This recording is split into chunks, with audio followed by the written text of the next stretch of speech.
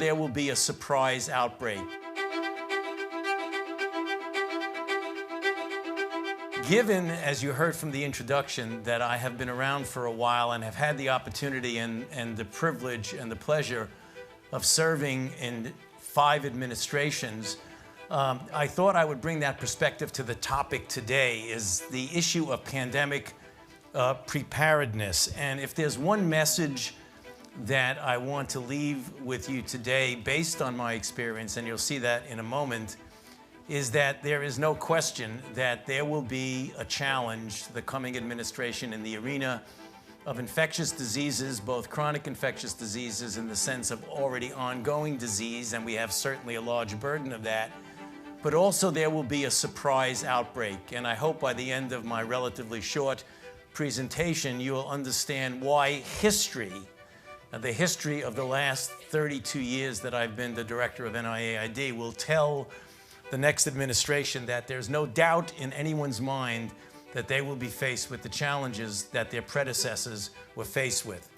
So for those who think that infectious diseases is gone, there's so many people who've made foolhardy statements not knowing at the time that they made them. I usually show a quote from an old Surgeon General or an old pundit in infectious disease.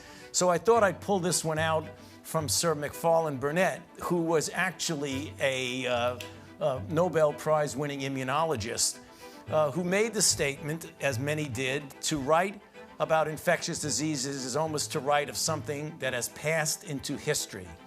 The most likely forecast about the future of infectious diseases is that it will be very dull, which is really kind of interesting coming from a semi-genius like Macfarlane Burnet. And I think what he did, and the mistake that so many people have made, is something that several of our panelists have already referred to. And that is a failure to look beyond our own borders in the issue of the globality of health issues. Not only things that are there that will come here, but surprises that we have. What are the lessons that we learned from HIV? One, you have to commit substantial financial and human resources. These things don't get addressed spontaneously by themselves.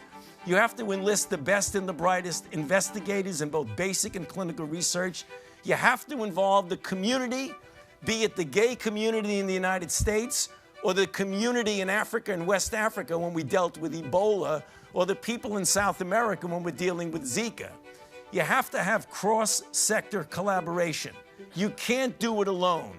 The CDC can't do it alone. The NIH can't do it alone. You do it with all of us, with industry, with global organizations, with philanthropy and NGOs, and you gotta get the leaders and the policymakers involved. What is for sure, that no matter what, history has told us definitively that it will happen, because infectious diseases, as I said 8 years ago in this article with David Morins and Greg Folkers, that it is a perpetual challenge.